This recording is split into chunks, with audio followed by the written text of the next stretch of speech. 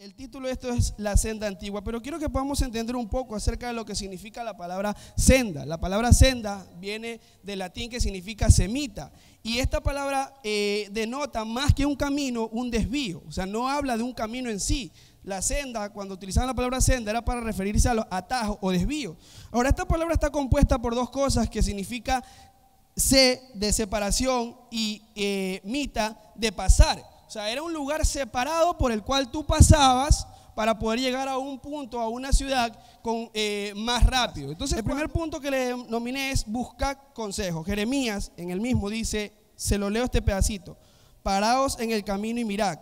Pero esto es importante: preguntad por las sendas antiguas. ¿Por qué quiero hablar de esto un poco? Porque, repito, una de las cosas que ocurre mucho nosotros como cristianos es que cuando tú comienzas a caminar con Dios en el camino aquello, te da miedo poder sentirte descubierto de que en realidad hay cosas todavía en tu vida que se están formando y que se están trabajando. Y cuando el ser humano no tiene la capacidad de poder retenerse o ¿cómo decir? Parar un rato y analizarse y decir, bueno, quiero ver qué estoy haciendo mal, para poder cambiarlo, tú te vas a chocar. Tú te vas a quedar sin una llanta, como me quedé yo.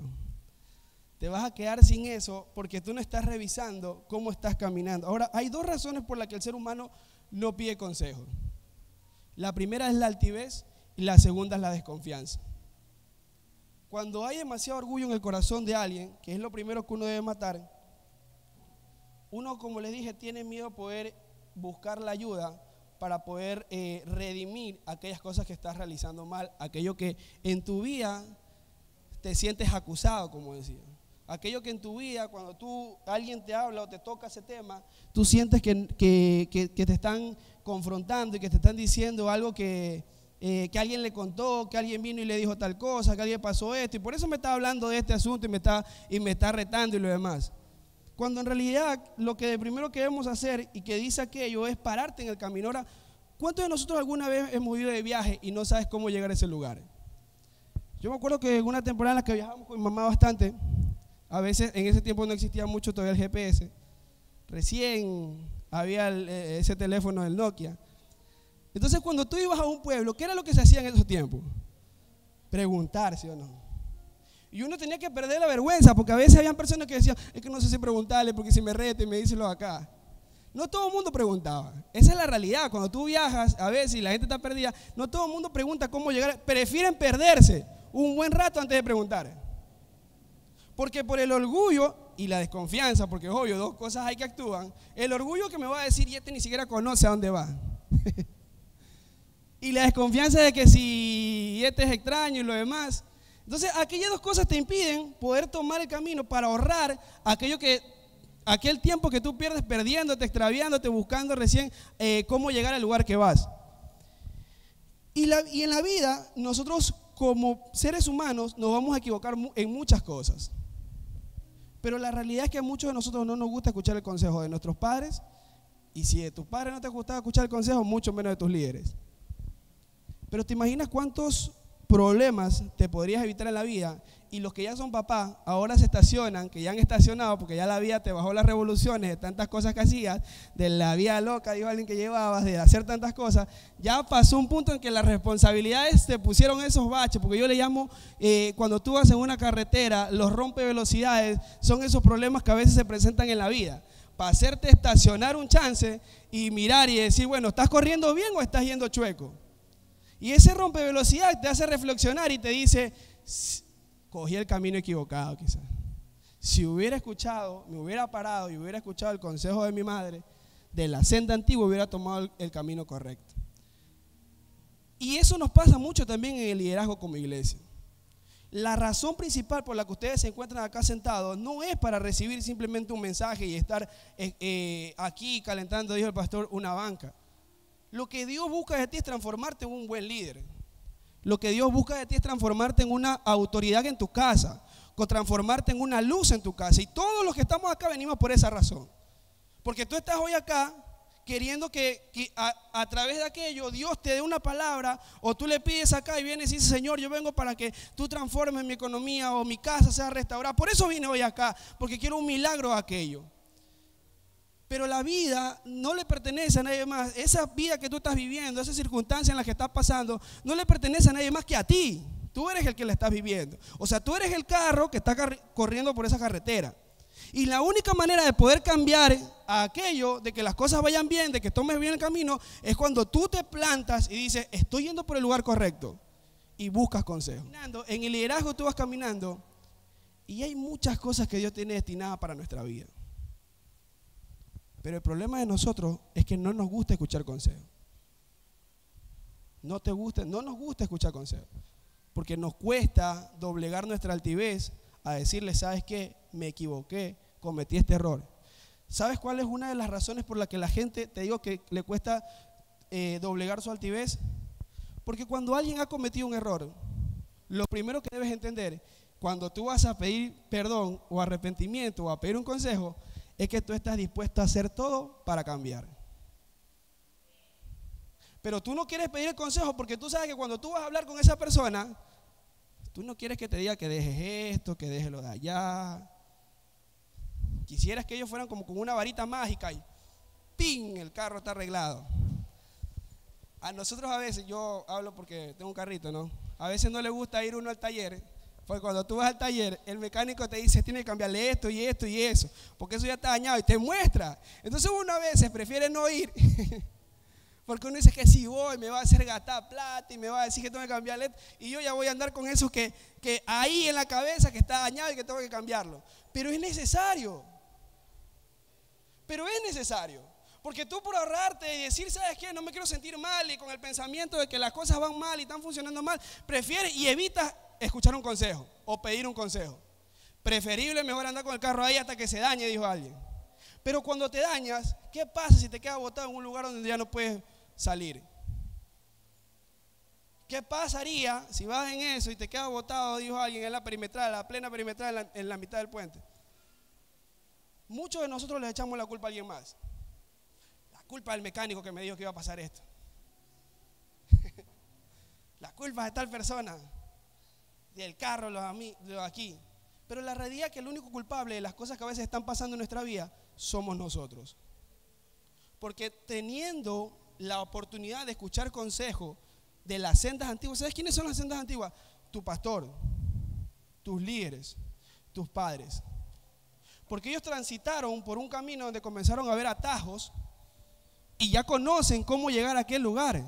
Porque quizás a ellos les tocó equivocarse. En el inicio comenzaron caminando y tuvieron que retroceder otra vez porque perdieron tiempo y otra vez avanzar. Pero cuando tú escuchas el consejo, tú ya no vas a entrar por esa misma carretera. Tú le vas a decir: si haces esto, aquello y lo de acá, tú vas a poder llegar más rápido. Entonces la Biblia los desafía a aquel pueblo, porque aquel pueblo vivía quejándose de Dios por las cosas que les estaba pasando. Que Dios nos trajo acá, que el Dios de nosotros no nos defiende de los asirios, que el Dios de aquí, lo acá, no nos hace volver en la gloria de antes. Entonces se quejaban tanto, pero cuando Dios se les para, le dice: párense, miren el camino y busquen las sendas antiguas. O sea, pidan un consejo, digan: ¿dónde están? ¿Por cuál es el camino que voy a ir? Y Dios es claro y dice: pero ustedes dijeron: no queremos ir. Ahora, un pueblo que no busca consejo vive cansado. Porque cuando tú comienzas a caminar, la Biblia nos habla acerca de que la vida cristiana es como una carrera. ¿Por qué habla este mensaje hoy? Porque hoy día, si usted estuvo acá y no se fue al feriado, ojalá que no haya sido porque no tenía plata, ¿no? Sino porque usted vino y dijo: yo quiero adorarle a Dios. Entonces la vida cristiana es una carrera en la que tú comienzas a caminar. Y cuando uno camina a una distancia larga, ¿qué es lo mejor que le puede pasar a uno para descansar? Encontrar un atajo. Las sendas antiguas, Dios dice: busquen las sendas antiguas, y lo dice claro. ¿Para qué? Para que su alma halle descanso. Entonces un pueblo que no sabe pedir consejo es un pueblo cansado. Es un pueblo agotado, es un pueblo en depresión, es un pueblo alterado. Una persona que no sabe buscar consejos es una persona que va a vivir así constantemente. Porque la vida nos lleva, repito, a poder matar ese orgullo y decir, ¿sabes qué? Yo necesito ese consejo para poder avanzar más rápido. Yo necesito aquello. ¿Sabes lo que pasa con la gente que de verdad ha progresado en la vida? Del 100%, 10 progresó solo. Pero el otro 90% progresó por consejos de otras personas que ya habían progresado. Se les hizo más fácil. Entonces antes le costaba quizás a alguien 90 años, 70 años y recién era millonario. Ahora tú ya ves gente millonaria a los 23 años, a los 30 años. Estamos hablando de la gente que lo hace legal, pues, ¿no? Con sus empresas, con sus lugares. ¿Por qué? Tú vas a decir, no, pero ahí sale el pensamiento. Por eso digo, no, es que eso lo hicieron porque alguien vino y les regaló y lo acá. Cuando tú a veces escuchas y conversas con esas personas, tú vas a ver que hubo sacrificio detrás de eso. Y hubo muerte de orgullo, porque muchos de ellos fueron a buscar un consejo.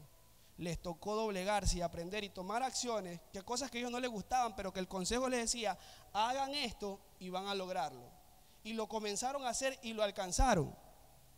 Entonces, nosotros a veces vivimos frustrados echándole la culpa a los demás, cuando en la realidad es que el culpable de las decisiones que hemos tomado somos nosotros. Del camino que estamos llevando y la forma en la que estamos guiando no le pertenece a más que a nosotros esa decisión. Entonces tú culpas a veces a tu esposa, a tu esposo, a tus hijos, al jefe que es el culpable, que yo no prospere, pero en realidad que el que estés en ese trabajo no depende de tu jefe, dependió de ti. La esposa que tienes no dependió de ella, dependió de ti. Y cuando te ibas a casar quizás hubo alguien que te dijo, ese no es el camino, pero dice mi esposa, como gordo por tobogán. Caíste ahí, tomaste la decisión solo y después quieres echarle la culpa a Dios y quieres echarle la culpa a los demás de las cosas que están pasando cuando tú decidiste ir por ese camino. Cuando tú decidiste ir por ese camino. Entonces es importante por eso entender que la Biblia nos desafía a aquello, nos dice busquen consejo. La Biblia es un libro en el que literalmente nos habla mucho de los consejos para nuestra vida, pero también habla mucho acerca de cómo la gente se acercaba a buscar a los profetas, a los pastores, a líderes, habla acerca de los ancianos en aquellos tiempos, de gente sabia a la cual el pueblo iba a buscar consejo, porque eso les ahorraba tiempo a los demás. Había alguien que ya se había sacrificado, pero eso le iba a ahorrar tiempo a aquello. Ahora, cuando una generación, cuando nosotros, y hablo acá a todos los que estamos acá, porque en algún momento tú vas a ser padre, todos vamos a ser padre, y la vida que estamos hoy día cultivando va a ser el resultado del día de mañana y lo que vamos a tener mañana. Entonces, cuando un pueblo no sabe buscar el consejo, lo único que va a hacer es traer una generación de consentido e irresponsable que generan caos.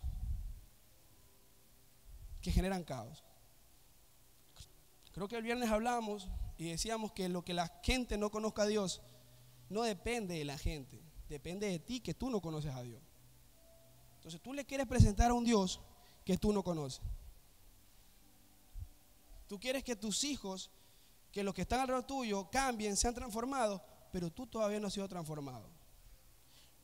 No, señores, que tú entiendes que lo de aquí me ha pasado. No, la realidad es que eres orgulloso y desconfías de todo. Y no se puede avanzar en la vida siendo orgulloso y desconfiado. Siempre vas a vivir en un límite. Entonces, es importante por eso entender que si nosotros no cambiamos eso, hay principios que nuestros hijos, que nuestra generación, que nuestros discípulos están perdiendo. Hay principios que se están perdiendo en casa. Ahora, ¿qué significa la palabra principio? Porque usted cada vez que escucha la palabra principio, usted dice, sí, principio, pero ¿qué principio? Y lo demás. La palabra principio está hecha de dos sílabas de latín, que una es prim y la otra es coc. Prim significa primero y coc significa tomar. Ahora, esto viene del latín principium, que significa comienzo.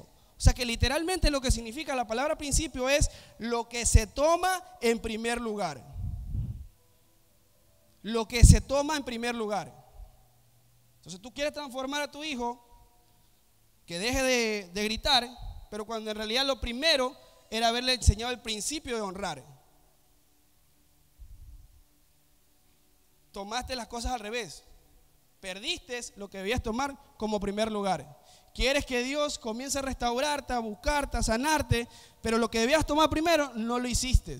Hay una historia en Juan capítulo 5, creo que eso ya lo he dicho también, del estanque de Betesda.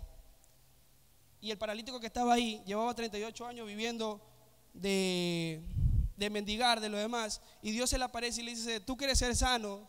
Y yo siempre digo, o sea, Jesús, esa pregunta es como que está de más, pues o sea, el paralítico estaba en un estanque donde en teoría ocurrían milagros, y llevaba 38 años ahí esperando el milagro, y el único que le supo responder fue, Señor, pero es que cada vez que yo quiero ir al estanque o que el ángel llega, no hay quien me lleve al estanque. 38 años 38 años esperando que alguien te lleve al estanque. 5 años, ¿cuánto llevas acá en la iglesia? 6 años, 7 años, 8 años esperando que alguien ore por ti para que te transforme. 6 años esperando que alguien ore por ti para que tu familia sea restaurada. 5 años acá, 10 años viendo un grupo de amistad esperando que alguien te motive a cambiar, a tomar decisiones, y que venga el Espíritu Santo o que el pastor me ore para que me caiga una unción y ahí tome decisiones de cambio. 6 años. No, ese paralítico lleva 38 años. ¿Y por qué Jesús le hace esa pregunta? Porque el estanque no era una pileta chiquita o como nosotros vemos la que está en el malecón del 2000, donde tú tiras la monedita de la suerte. No era una pileta así, era un lago inmenso donde lavaban las ovejas. Por eso dice junto al estanque de las puertas de las ovejas, donde lavaban las ovejas. O sea, era una nota del puerto de un estadio. Era un lago. Y ese paralítico lleva 38 años esperando que alguien lo lleve. ¿Tú crees que si yo hubiera querido ser sano, yo voy a estar esperando que alguien me lleve? Con la mano metida ahí en el estanque ahí, y aquí no me mueve nadie, porque los primeros 5 años hubiera aguantado, los 10 años quizás, pero ya allá en adelante yo digo, aquí nadie me va a llevar. Si yo no me muevo, aquí no va a pasar nada. Pero nos gusta la comodidad, no nos gusta buscar consejo para poder cambiar y tomar decisiones, porque nos gusta la comodidad, nos acostumbramos a aquello. Entonces no buscamos el recuperar los principios, el recuperar el principio. Ahora, Dios es 2 cosas en nuestra vida, la Biblia es clara: amor y justicia. Yo dije que este mensaje era fuerte. Salmo 145, 17: justo es Jehová en todos sus caminos y misericordioso en todas sus obras. ¿Quieres un buen atajo para que tu familia se restaure, para que tu vida espiritual cambie, para que las cosas comiencen a funcionar? Aplica amor y justicia. Amor y justicia. Ama las cosas que haces, pero sé justo con lo que estás haciendo. Dios le dijo aquello. En el versículo dice: Jehová es justo en todos sus caminos, Jehová, en Salmo 145, 17, y es amoroso en todas sus obras. Ahora, para Dios no existe un corazón bueno y un corazón malo. Quítese eso de la mente, porque en la Biblia no está escrito que Dios encontró a alguien y vio que su corazón era malo o era bueno. Simplemente existen corazones. ¿Por qué te explico que simplemente existen corazones? Porque lo bueno depende de quién lo reciba y de quién lo está viendo. Porque cuando el líder viene y te dice algo que te agrada y está del lado tuyo, en un pleito, en una posición, para ti tu líder es bueno cuando te da el favor, pero para el otro que está del otro lado, ese líder es malo. Entonces, ¿qué mismo es ese corazón? ¿Es bueno o es malo? No existe delante de Dios corazón bueno y malo. Existen corazones justos. Corazones justos. Porque la justicia no está en pos de lo que a ti te gusta, sino de lo que es correcto hacer. Ahora, en este tiempo es mucho más importante, por eso te digo, un atajo, ¿quieres un atajo para tu vida? Aplica amor y justicia en tu casa. Amor y justicia. Sé justo. No trates de ser bueno. Sé justo. La justicia está establecida en su palabra. Lo que es correcto, lo que es recto está escrito ahí. Y eso no se negocia. No va en pos de negociarlo y decirlo, ¿sabes qué? Hoy día te voy a permitir esto porque mañana te entiendo.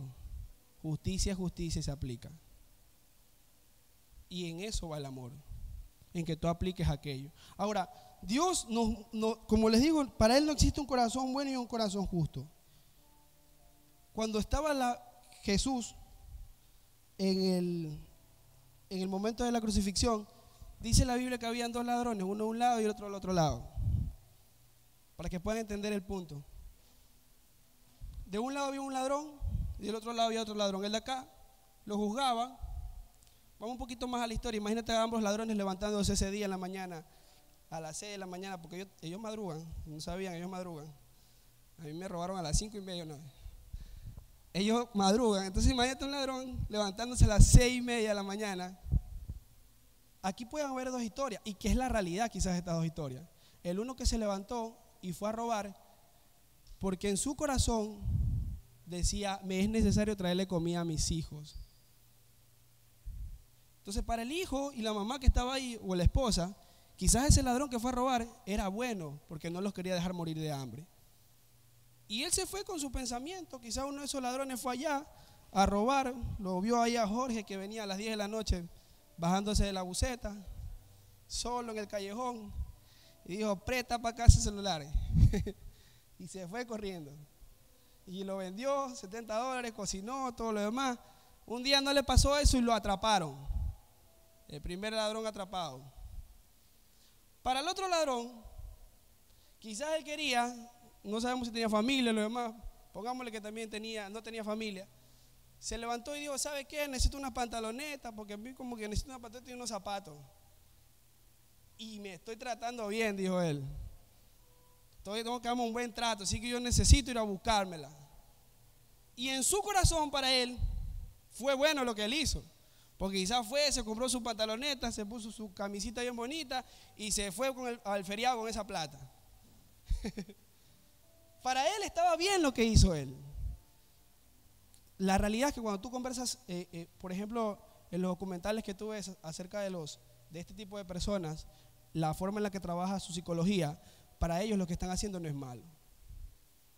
Es vivir, sobrevivir, dicen ellos. Pero a veces lo bueno no es lo justo.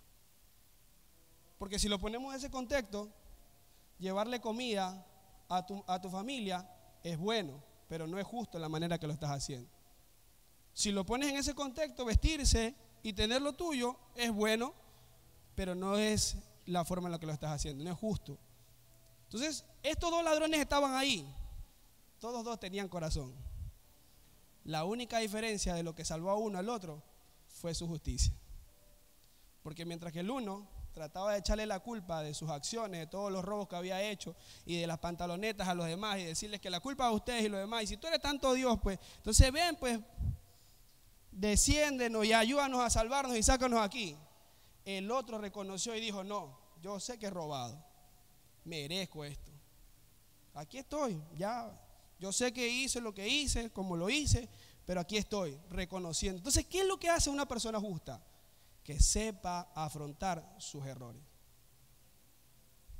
Que sepa afrontar sus errores, tomarlos y no dárselos echando a alguien más. No, que fue la culpa de Jorge, ahí se lo dejo a Jorge. Fue tu error y punto. Lo que hiciste injusto es injusto. Y si tú actuaste justo, pues déjalo ahí, porque Dios es el que hace justicia en todas las acciones. Pero para Dios, repito, no existe un corazón bueno o malo, simplemente existe justicia. Ahora, en la vida de nosotros como padres, como líderes, a veces te va a tocar aplicar amor y justicia. Porque como papá, tú no puedes simplemente tolerar que todas las cosas se den con la excusa a veces de que son niños. Son niños, o es que él no entiende, o es que él no sabe, es que él toda la vida fue así. Y por eso lo justifica de las cosas que está haciendo. Lo que es justo, aprenda y enséñela a afrontar sus errores. Párelo de frente y dígale, ve, tú hiciste esto, toma, párate ahí. Soluciona tu problema. No te voy a abandonar, aquí estoy contigo, pero soluciona tu problema. No, ¿sabes lo que hace esta generación? Por eso hablaba de aquello, porque ya voy a explicar el término de esto. ¿Sabes lo que hacía esta generación en estos tiempos? En ese tiempo, era que solapaban el pecado de sus hijos. Lo justificaban. ¿Sabe lo que hizo? Que Dios cambiara a un Elí con un Samuel y lo estableciera a él como profeta cuando ese era su cargo. lo cambió literalmente a alguien que no era de un linaje de sacerdotes, porque cuando tú ves a Samuel, Samuel no era sacerdote, por eso lo hizo profeta, porque él no venía de la tribu de los que veían tener la posición del sacerdocio, pero él lo puso ahí porque el que era sacerdote o el que tenía que aplicar justicia, hablemos de papá y mamá, de los líderes que debían aplicar la justicia, estaban solapando el pecado de los demás. Estaban solapando el pecado de los demás. Entonces, no, que mi hijo, tú entiendes, yo soy el sacerdote, ellos no. Lo que es justo es justo. Dios se cansó de eso, y aquí donde digo, no abuses de la misericordia de Dios, porque aunque Él es amoroso, también es justicia. Entonces, es importante entender que no podemos abusar de aquella misericordia de Dios. Necesitamos ser justos con lo que hacemos en nuestra vida. Necesitamos ser justos con lo que estás haciendo en tu vida. A la persona que tiene, los esposos, las esposas, sé justo con tu esposa. Sé justo con tu esposo. No le mientas, no estés engañando y todo lo demás. Porque quizás ahorita tú dices, no afecta a nadie, pero cuando comience a afectar a tu hijo, la justicia de Dios va a caer sobre tu vida. Lo va a comenzar a hacer Dios. Entonces es importante, y lo mismo pasa en el liderazgo. Señores, líderes, ahorita Dios está negociando contigo y quizás hay una temporada en la que Él esté ahí. Dale, ven, te ayudo, vamos. Pero cuando ya el pecado se vuelve iniquidad, cuando ya es constante y ya comienza a afectar a otras personas, Dios pone un pare. Dios pone un pare. Ahora, duro esto, no. Pero aquí viene el abrazo, dijo el pastor, después de la paliza. Tú no eres lo que haces. Y yo sé que tú vas a decir, ¿cómo que no soy lo que hago si lo que estoy haciendo es lo que está? No, tú eres lo que Dios dijo que tú eras. Eso tú eres. Cuando tú vas a la historia de Nínive, Jonás y Nínive, lo que todo el mundo ha escuchado esa historia, y siempre nos enfocamos en la parte que Jonás, rebelde, y Dios lo mandó a llamar y le dijo, ven acá, y lo metió en un pez y lo hizo casi un barco y lo demás. Pero la pregunta es, ¿qué tanto amaba Dios a Nínive que estuvo dispuesto a obligar a alguien a ir? O sea, estuvo dispuesto a obligarlo, literalmente lo estuvo acosando. Detrás de Jonás, ve Jonás, ve Jonás, ve. No, Señor, la pregunta es, ¿no puedo tomar a otro profeta? Y ¿sabes qué? Ya, quédate ahí, voy a buscar otro profeta. O tanto amaba, o simplemente decir, ya mismo le mando a otro, no sé.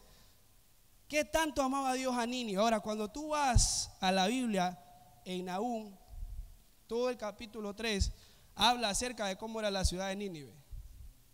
Era mentirosa, era cruel, era estafadora, era ladrona. Eso era lo que había en Nínive. Era Guayaquil, perdón, no era Guayaquil. Era lo que era Nínive. Y yo pregunto, ¿qué tanto amaba Dios a Nínive?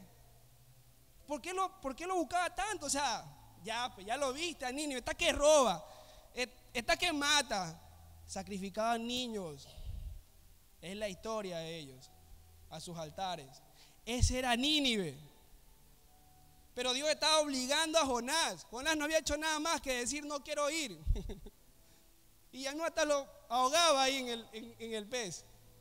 Lo torturó 3 días metido en el... ¿Quién no va después de 3 días metido en un calabozo? ¿Quién no hace las cosas?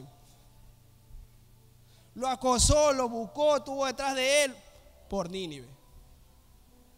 Por Nínive. Cuando tú vas y buscas qué significa Jonás o quién era Jonás o cuál era la intención de Dios, había una sola razón por la que Dios enviaba a Jonás. En ese tiempo habían otros profetas más, pero enviaba a Jonás porque Jonás pertenecía a una tribu de Israel, era de los elegidos del Señor, y él lo enviaba porque Nínive era gentil. Y lo único que estaba tratando de llevar en ese mensaje, entre llevar a Jonás y hacerlos ir con estos que estaban en rebeldía y todo lo demás, era decirles la posición que ellos tenían en el reino de los cielos. O sea, era darles a entender, oye, Tú eres tan importante para mí que te estoy enviando a uno de los elegidos. Te estoy enviando a uno de los pueblos que ni se deberían mezclar con ustedes. Pero me importan tanto ustedes que se los estoy enviando y que lo estoy obligando, porque ni siquiera quiere ir, lo estoy obligando. ¿Sabes que cuando un mensaje llega de parte de uno de tus líderes, aún de tus padres, el problema de la gente cuando no escucha el consejo es que no conoce todo el trasfondo que hubo detrás de ese consejo? Todo lo que le tocó sufrir, todo lo que pasó, todas las experiencias que tuvo que vivir, simplemente para estar parado a ti un día delante tuyo, en el momento que tenías un problema, y decirte, haz esto. Si tú conocieras toda la historia y tú lo hubieras vivido, tú valorarías ese mensaje. ¿Sabes qué fue lo que hizo Dios con nosotros? Mandó a Jesús a la cruz a morir nada más para una sola cosa: entregarnos una palabra: ustedes son salvos. Eso fue todo. Ustedes son salvos. Entonces Dios manda a Jonás, lo obliga a ir por Nínive. Ahora, ¿por qué por Nínive? Porque Nínive no era lo que la gente hacía. Nínive era la ciudad de los peces. Nínive era donde había el milagro. Nínive era donde había la multiplicación. Nínive era donde estaba la restauración de la familia. Tú no entiendes tu posición. Y por eso a veces haces cosas que no son lo que tú eres. Pero Dios sí entiende quién tú eres. Y te va a enviar a veces un Jonás o otro Jonás para hablarte. Pero qué triste es, porque en ese capítulo ellos se restauran, pero capítulos más adelante son destruidos. Porque no valoraron y entendieron la posición de quienes eran. Tú no eres lo que la gente está diciendo. Tú no eres el mal padre, tú no eres la mala madre. Tú no eres el mal hijo, tú no eres el mal líder. Eso no eres. Lo estás haciendo así, pero eso no eres. Eso no eres. Tú eres padre de naciones, le dijo Dios a Abraham. Tú eres el restaurador de tu casa. Tú eres la que está formando a los nuevos presidentes, a los médicos, la que debe formar a aquellos que van a levantar esta nación. Tú como líder no eres lo que estás haciendo. Tú eres lo que Dios dijo, la multiplicación, la que va a traer la multiplicación a la iglesia. Tú eres el que Dios necesita. Pero tú no lo entiendes. Pero tú eres eso. Tú eres eso. Entiende que lo que estás haciendo no es lo que eres. Entonces aprende a buscar a Dios en el consejo y decirle: Señor, ya me cansé de que la gente me llame el pueblo de los ladrones, de los pescadores, de los mentirosos, de los de acá. Ya no quiero ser ese. Yo quiero ser lo que tú dices que soy: tu hija, tu hijo. Eso soy yo. Entonces es importante cambiar nuestra perspectiva, porque Nínive, repito, significaba el lugar de los peces. Por eso lo fue a buscar y mandó a Jonás, y estuvo detrás de Jonás para que fuera. Dios está detrás tuyo. Por eso le dije que hay dos cosas que Dios aplica: justicia y amor. Y a veces te va a tener que dar con beta, pero eso no significa que no te ame. Porque la única manera de aplicar justicia es amando. Y la única manera de amar es siendo justo. O sea, esto es un círculo en el que ninguno de los dos puede estar lejos del otro. Porque tú no puedes decir que amas a alguien y no aplicar justicia. La Biblia dice: Dios corrige al que ama. Y tú no puedes decir que eres justo cuando no estás amando, porque el amor nos lleva a aplicar la justicia. A decir, porque el que aplica la justicia a su conveniencia no ama. Pero el que ama aplica la justicia a lo que conviene, a lo que es, a lo que debería hacerse. Entonces por eso es importante que esas dos cosas van juntos. Por eso es que Dios es amor y justicia. Y no puede separarlo, no puede decir Dios es simplemente amor. Son las dos cosas. Aprendamos eso, iglesia. Porque Dios necesita que seamos justos. Entonces este versículo es para nosotros. Es para nosotros. Deténgase un rato en la carretera de su vida, si ya le tocó un bache, aprenda a estacionarse en ese momento que va a pasar ese rompe velocidad, ese problema, circunstancia que está pasando, y escuche, mire, y quizá va a ver que una de las llantas hace así, dijo alguien. Quizá va a ver que una de sus áreas de su vida no está bien. No está bien. ¿Cómo dice? ¿Cómo identifico que no está bien? En la mecánica hace un sonido, pues, ¿no? Pero en la vida espiritual también hace un sonido de incomodidad. En la cabeza algo te dice, no, ándate. No, eso no. Cuando sabes que es justo. O sea, préstale atención, detente, mira y pregunta, dice la Biblia. Busca las sendas antiguas, pregunta dónde queda. O sea, busca el consejo de tus líderes, busca el consejo de tu padre. Ve y pregúntale, ¿qué debo hacer? Porque siento esto, que lo estoy haciendo mal. Para mí está bien, pero quizás no es lo justo. Y te vas a dar cuenta que hay caminos que estamos tomando que no son los correctos. Entonces, mantengámonos firmes en los principios de parte de Dios para nuestra vida. Seamos justos, no negociemos con lo que es real, con lo que es justicia. No lo mezcle una cosa con la otra. Aplique amor y justicia. Ame y sea justo. Haga las dos cosas a la vez. No trate de ser justo y decir, pero es que no, con este sí, con el acá no. Con los dos, con toda la vida, con lo que tenga. Aprenda a hacer justicia y no importa si la gente le va a decir a usted que su corazón es bueno o su corazón es malo, porque le repito, no existe corazón bueno ni malo delante de Dios. Existe corazón justo y punto. A Dios no le puede decir allá arriba cuando llega, Señor, te entrego mi corazón bueno. ¿Bueno de qué? Si decía que era bueno, pero se llevaba esto, hacía lo de sí, pero es que para mí era bueno. Porque la Biblia dice, engañoso es el corazón más que todas las cosas. Entonces la única manera en la que Dios mira el corazón es cuando está aplicando la justicia que está aplicada en su palabra. Ahí Dios dice, este es justo. La Biblia ni siquiera dice, la oración del bueno puede mucho. ¿Cómo dice? La oración del justo. O sea, Dios no anda buscando personas buenas ni malas, Él anda buscando personas justas. Aprenda a ser justo delante de Dios y usted va a ver a Dios obrando en su casa. Aplique justicia y amor con sus hijos y usted va a ver a sus hijos caminando y enderezándose. Deje de consentirlo, como les dije, de crear una generación consentida y comience a aplicar una generación que sea responsable, que sea justa con lo que hace, que afronte lo que está en lo que cometió mal. Porque no se trata de personas perfectas, no vamos a equivocar. David, ¿sabe por qué David lo llamaban justo? No porque no se equivocó, él se equivocó. Pero cuando vio su error y dijo, voy a poner la cara, que la gente sepa. Si nosotros hubiéramos caído, nosotros no hubiéramos hecho como David, que se rasgó los vestidos y se tiró ceniza y parecía loco, porque él dijo, no merezco nada, y todo el pueblo lo miraba, que hasta la mujer le decía, ¿qué le pasa? Nosotros no. Acá, o sea, no le estoy diciendo que vaya a hacer eso, pero no. Lo que quiero que entienda es que el corazón de David era un corazón conforme al corazón de Dios, porque él estaba dispuesto a aceptar todo lo que se viniera por remendar su error. Todo. Lo único que él no quería es que le quitaran la presencia. Él fue claro y dijo, Señor, llévate todo, mi hijo, la mujer, las herencias, todo lo que estaba ahí. Él dijo, llévatelo todo, pero no me quites tu presencia. O sea, eso Dios vio en justicia en él. Entonces no es que tus hijos van a ser perfectos, no es que tú como padre tienes que ser perfecto, pero aprende a reconocer cuando te equivocaste y aplica justicia. Aprende a ser sabio y decirle, Señor, me equivoqué, debo ser justo con mi hijo porque yo cometí el error, no fue la culpa de él, de cómo creció, fui yo quien lo estuve engendrando mal. Entonces ahora me voy a parar firme porque me toca pelear por mi hijo, pero nosotros venimos no y al pastor se lo echamos.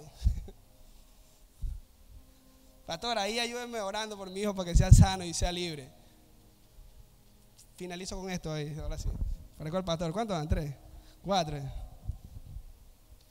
La mujer sirofenicia. Cuando tú vas a la Biblia, tú ves una mujer ahí, la mujer sirofenicia. Después la van y la buscan en la historia, ¿no? Pero esa mujer, literalmente no veo otra más, pero es la única o la primera mujer que yo veo que Dios se le esconde cuando lo estaba buscando. O sea, se le escondía, literalmente se le escondía. Venía la mujer por este lado y Jesús le decía, ahí viene, no. Y se iba por el otro lado. Los discípulos vieron eso. Por eso lo escriben y lo detallan tanto así que decía, y Dios se le escondió, y los discípulos ya estaban a un punto porque esta mujer era fuera de la iglesia, gritando, necesito al pastor Jesús, necesito que me hable el pastor Jesús. Y Jesús, no, estoy acá. Y ya después vinieron los discípulos, Señor, pero es que la policía está llegando allá afuera, ya nos están haciendo mucho escándalo y lo demás. Ya déjala pasar. Pasa la mujer, se pone ahí enfrente y le dice, ahora sí, ¿qué quiere? Quiero que liberes a mi hija. ¿Por qué? No dijo que está endemoniada, dijo porque es atormentada por un demonio. Entienda que hay dos cosas diferentes para que pueda entender la historia bien. Cuando alguien está atormentado es porque hay alguien que está influenciado, es alguien que tiene una influencia que lo está llevando a hacer cosas equivocadas. Ya cuando alguien está demoniado porque ya está poseído, o sea, ya está dentro de él. Ahora él dice, hay alguien que atormenta a mi hija. Y Jesús la mira y le dice, pero, o sea, primero se le escondió. Después, porque los discípulos dijeron, ya, déjala pasar. Ahora, ¿qué quieres? Y después le viene y le dice, no. Con otras palabras. Pero se le dijo, no, porque no es bueno que se le dé la comida a los hijos a los perrillos. Todos los que estamos acá, bueno, la mayoría digo yo, si nos dicen eso, ¿qué haríamos? Yo me voy de la iglesia. ¿Qué pastor me está diciendo que no quiero orar por mí si para eso está ahí en el altar, para orar?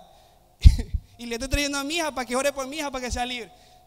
Y no me quiero orar. Yo me voy de la iglesia. Todo el mundo acá. No, es que el pastor no me quiso atender y yo le llamé para que venga a las 5 de la madrugada a ayudarme con un asunto, pero no me quiso responder. Entonces yo ya no quiero ir a la iglesia porque ahí no hay amor y el pastor no nos ama y no nos quiere y no está dispuesto a dar la vida por sus ovejas. Esto no lo hizo otra persona que Jesús. Ni siquiera fueron sus discípulos, lo hizo Jesús. No. Pero cuando hizo eso, la mujer vino. No sé qué habrá pasado en la mente de la mujer. Quizá ella estaba tan cansada de verdad de lo que estaba pasando en su casa que le dijo, pero aún los perrillos se comen las migajas que caen de la mesa. O sea, estaba tan desesperada, me imagino, esa mujer, que le dijo, no me importa, yo aquí estoy firme con mi carácter. ¿Sabe lo que Jesús estaba haciendo con esa mujer? Porque Jesús sabía que si iba, primero que la hija no estaba endemoniada, repito, estaba influenciada. Y la influencia que quizás tenía, en otra historia, podría ser de quizás una amiga. Pero al final del día el pastor siempre nos enseña algo. El que tiene mayor autoridad es el que puede ejercer mayor influencia. Entonces, si los amigos están influenciando sobre la hija, por más que Jesús orara y los amigos seguían ahí, no iba a pasar nada. En ese momento iba a llorar y iba a decir, Señor, gracias. Pero cuando volviera la mamá a la casa, los mismos problemas. Porque otra vez iba a venir la amiga y la mamá no tenía el carácter para decir no, para pararse firme. Entonces Jesús hizo eso con esa mujer. Le dijo, vamos a ver. Yo me imagino que después de haber dicho, por tu fe, por tus palabras, jamás he visto tanta fe como esta mujer, la de haber cogido aparte a Jesús y le haber dicho, eso mismo que hiciste conmigo, haz con tu hija. Persevera. Párate firme con carácter. Cuando venga entrando el pecado por tu casa, no estés negociando y diciendo, no, es que no sé, párate firme y dile, no, aquí no entra porque no es digno que entres a la casa mía. Eso se hace. Entonces, queremos restauración con nuestros hijos, seamos justos, apliquemos justicia, tengamos carácter, pidámosle a Dios, Señor, necesito carácter en mi vida, necesito que forme mi vida para aplicar justicia en mi casa, para aplicar justicia con mi vida misma, para que las cosas comiencen a transformar. Eso fue lo que hizo que esa mujer recibiera el milagro. Entonces, Dios a veces, como dije, te va a poner en el camino esos obstáculos, te vas a tener que parar, vas a tener que buscar las sendas antiguas, un consejo, ¿para qué? Para que tu alma haya paz, haya descanso.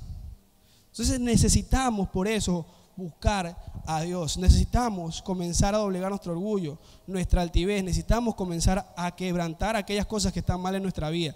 Te repito, no tienes que ser perfecto, pero sí firme, con Dios. Tienes que ser firme con Él y decir, Señor, aquí estoy, yo necesito cambiar, necesito hacer aquello, necesito ser justo contigo. No soy perfecto, pero quiero ser justo. Lo que tenga que hacer para remediar mi error, yo lo voy a hacer. Sí, que deje al perro, porque el perro me está haciendo daño, lo dejo ahí a un lado, yo no lo voy a coger. No, es que esto me parece bueno, porque lo debería tener aquí en mi casa. No, quítalo. Porque para la mujer le parecía bueno que Jesús fuera a la casa a atenderlo. Pero no era lo que necesitaba esa mujer. O sea, no era lo justo. Porque esa mujer necesitaba carácter en ese momento. Entonces, por eso Jesús dijo, toma lo que necesitas, no lo que tú quieres. Busquemos lo justo y vamos a ver transformada nuestra vida y nuestra familia. Podrán venir 1.000.000 de promesas, pero sin la justicia aplicada con Dios, las promesas van a seguir como les dije. La puerta está abierta. Dios no miente. 2024, Dios dijo puertas abiertas, pero quien tiene que cruzar la puerta eres tú, no Dios. Él te puede abrir la puerta y ahí está, y está abierta, pero va a depender de nosotros si entramos a esa promesa.